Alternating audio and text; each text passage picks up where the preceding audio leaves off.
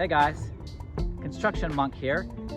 Today I want to talk to you about the difference between institutional discipleship and organic discipleship.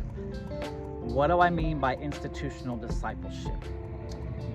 So, basically an institutional approach to discipleship works from large groups to smaller groups in the hopes that eventually you get to a one-on-one scenario concerning discipleship. What could be wrong with that concept?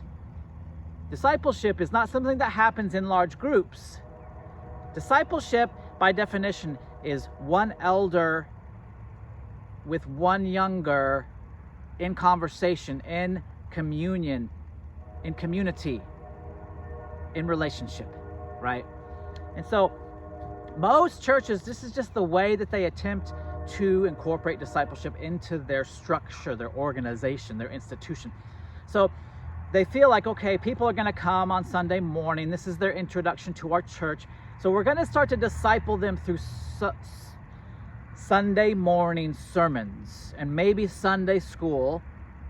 But it's going to start out large group, and it's going to usually start out in the largest group. And then if we can get them on Sunday morning to hear a message and sing some worship and get them integrated into this congregational concept and actually start to disciple them and teach them in that, then we can encourage small groups or Sunday school or Wednesday night Bible study and Wednesday night dinner.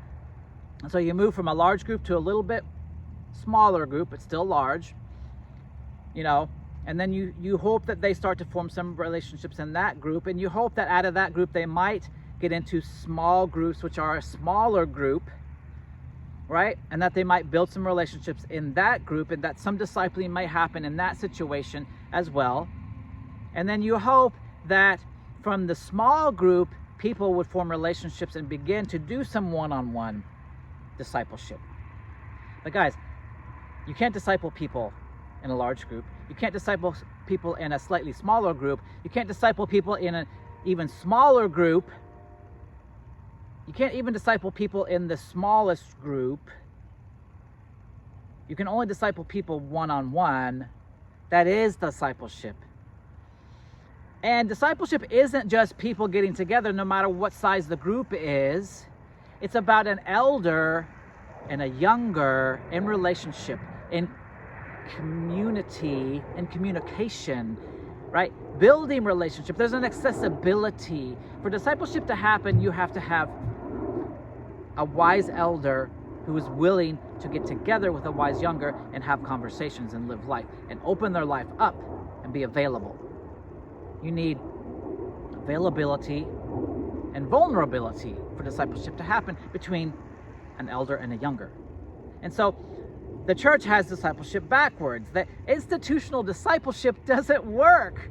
But often what churches do is they think, well, we are at least starting to disciple through the Sunday service, and then we're getting deeper into discipling through the small groups, and then we're going to try to have accountability partners, and that's even more intensive with discipleship.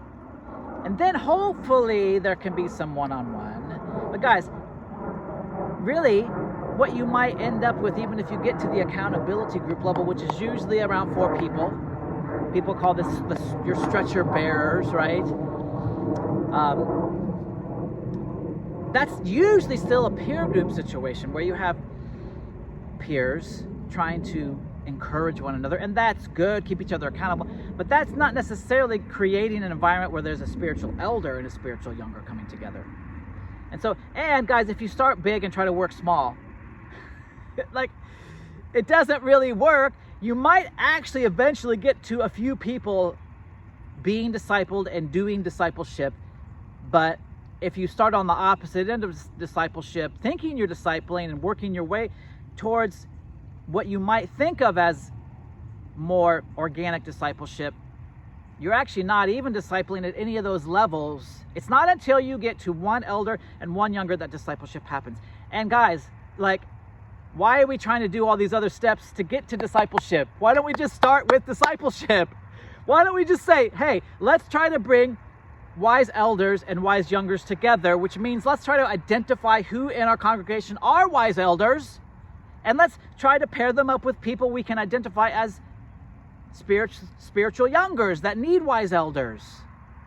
I think it'd be really cool if churches could have what I would call a discipleship registry, where you have guys who are committed to be available to disciple. And so when you identify Christians that are seeking discipleship and wanting discipleship, you can pair them together. Well, that's what organic discipleship is. There is actually no other form of discipleship other than organic discipleship. That's it. There is only organic, but when you have this institutional concept of discipleship and you're trying to work towards organic discipleship, well, you actually don't usually get to the organic, and you actually try to make discipleship about other things, and usually the organic never really happens. But the danger is in churches that churches can think they're discipling because they're doing all these things that they call discipleship, but they're not actually ever discipling. And so there is no such thing as institutional discipleship. It's a trick. It's a way we can soothe our conscience concerning the fact that we're not discipling when we actually think we are. Okay? So, what are we going to do, guys? The truth is that institutional discipleship isn't really discipleship, but it makes us think we're discipling when we're not. And organic discipleship is the only actually true discipleship that is discipleship, right? So we need to get back to real discipleship, right? Hey guys, thanks for listening. This has been a Construction Monk podcast. I'm your host, J. Randall Stewart.